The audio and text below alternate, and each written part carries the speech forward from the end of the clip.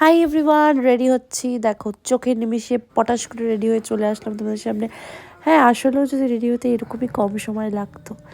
ঠান্ডার দিনে রেডি হতে আরও বেশি টাইম লাগে। সোয়েটার পরো, তার উপরে জ্যাকেট পরো, জুতো পরো, তার ভিতরে আবার মোজা পরো।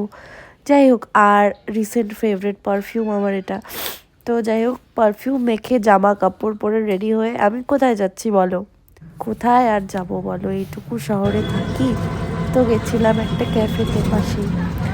তো যেহেতু আর কি কেউ ছিল না, তো জন্য আমি আর দোয়েলি গিয়েছিলাম।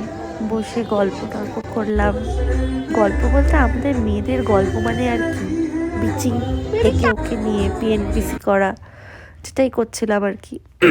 আর আমাদের এখানে দেখেও বুঝতে পারছো যে আমরা কোন স্পিডে খাচ্ছি। আসলে না গো, এটা টাইম ল্যাপস করেছি, খেয়েছি তো অনেকক্ষণ ধরেই।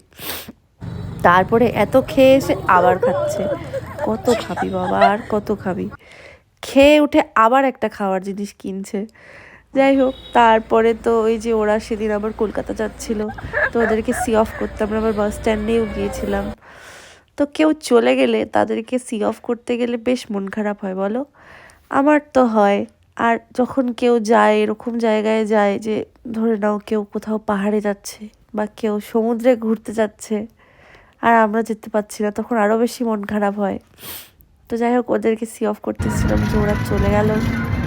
তাই তারপরে তো মন খারাপ করে বাড়ি চলে আসলাম। That's it for today, by.